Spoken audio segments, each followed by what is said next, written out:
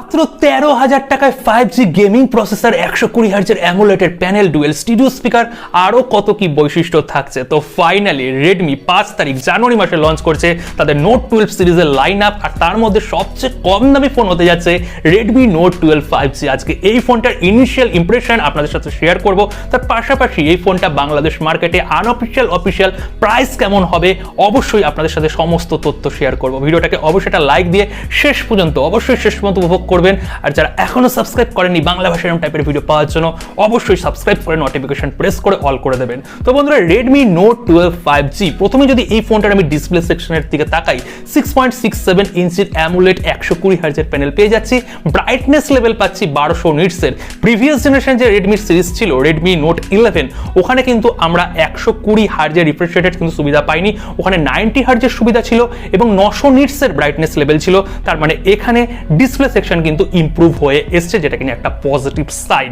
যদি এই ফোনটার ক্যামেরা সেকশনের কথা বলি, চাইনিজ ভ্যারিয়েন্টে এখানে দুটো ক্যামেরা দেওয়া হয়েছে ব্যাক সেকশনে, কিন্তু ইন্ডিয়ান ভ্যারিয়েন্ট এখানে কনফার্ম করে দিয়েছে রেডমি ইন্ডিয়া, এখানে তারা তিনটে ক্যামেরা দেবে। বাংলাদেশেও কিন্তু এই একই ফোন যাচ্ছে। তো এখানে মেন সেন্সর থাকছে 48 মেগাপিক্সেলের এবং 2 মেগাপিক্সেলের একটা এখানে ম্যাক্রো ক্যামেরা আমরা পেয়ে যাচ্ছি, এবং 2 মেগাপিক্সেলের ডেপথ ক্যামেরাও পেতে পারি, বা এখানে 8 মেগাপিক্সেলের আলট্রা ওয়াইড ক্যামেরাও ইন্ডিয়ার জন্য বা বাংলাদেশের জন্য আমরা পেতে পারি। তবুও কনফার্ম হয়নি। আমার মন বলছে এখানে 2 মেগাপিক্সেলের আমরা এক্সট্রা ম্যাক্রো সেন্সর পেয়ে যাব, কেননা ওই 2 মেগাপিক্সেলই দেবে, 8 মেগাপিক্সেল মনে হয় না দেবে। ফ্রন্টে এখানে আমরা 8 মেগাপিক্সেলের সেলফি ক্যামেরা পাচ্ছি, আর এটা পাঞ্চ চলে আসছে ফুল এইচডিতে, ম্যাক্সিমাম আপনারা ভিডিওগ্রাফি করতে পারবেন ব্যাক সেকশন এবং ফ্রন্ট সেকশনের দুটো ক্যামেরা দিয়েই। তার মানে ক্যামেরা সেকশন সেইভাবে ইমপ্রুভ হয়নি, এখানে বরঞ্চ ডাউনগ্রেড হয়েছে, কেননা প্রিভিয়াস জেনারেশনে কিন্তু আমরা 4-4টে ক্যামেরা পেয়েছিলাম, তার মধ্যে আলট্রা ওয়াইড ক্যামেরাটাও কিন্তু ছিল।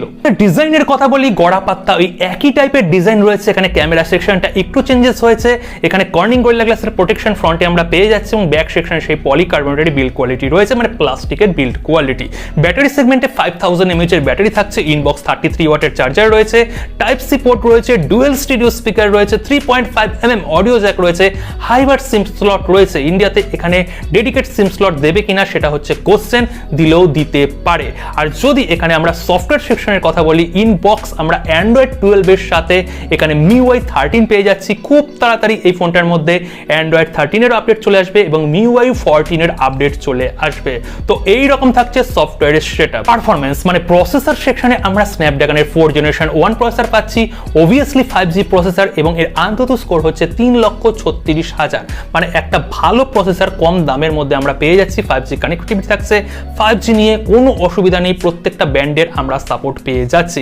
এটাকে অ্যাকচুয়ালি আমি পুরো পিওর গেমিং প্রসেসর বলবো না, কিন্তু এই রেঞ্জের মধ্যে গেম প্লে আপনারা ঠিকঠাক করতে পারবেন, মানে PUBG BGM এ ঠিকঠাক মোটামুটি আপনারা ব্যালেন্স সেটিংয়ে খেলতে পারছেন। এছাড়া ফ্রি ফায়ার থেকে শুরু করে প্রত্যেকটা যেগুলো লোয়ার এন্ড গেম রয়েছে এগুলো তো আপনারা প্রত্যেকটাই খেলতে পারবেন। এছাড়াও হিটিং এর কোনো চান্স থাকছে না। আপনারা একটা জিনিস যদি চিন্তা করেন, নোট সিরিজে যেই ফোনগুলো এসছে, বিশেষ করে যেগুলো বাজেট রেঞ্জের মধ্যে রয়েছে, মানে নোট 10, নোট 11, নোট 12 যেটা আসছে, তো প্রত্যেকটা ফোনের মধ্যেই কিন্তু এখানে রেডমি স্ন্যাপড্রাগনের প্রসেসর ইউজ করেছে।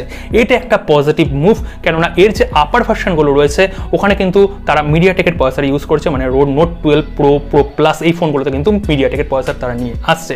তো এইরকম স্পেসিফিকেশন দিয়ে এই ফোনটা লঞ্চ হচ্ছে। আর যদি ভ্যারিয়েন্টের কথা বলি, এখানে আমরা বেস ভ্যারিয়েন্ট পেতে যাচ্ছি 4GB র্যাম, সঙ্গে 128GB ইন্টারনাল মেমোরি, সঙ্গে এখানে 6GB র্যামের পাশাপাশি 128GB ইন্টারনাল মেমোরিরও সুবিধা রয়েছে।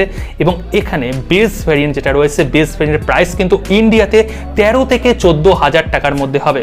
চাইনিজ মার্কেটে এই ফোনটার প্রাইস যা ছিল সেটা যদি ইন্ডিয়াতে কনভার্ট করি সেটা পুরোপুরি 13,000 টাকা দাঁড়ায়, কিন্তু 13,000 টাকা লঞ্চ হবে না, এই ফোনটা 14,999 বা 13,999 লঞ্চ হবে।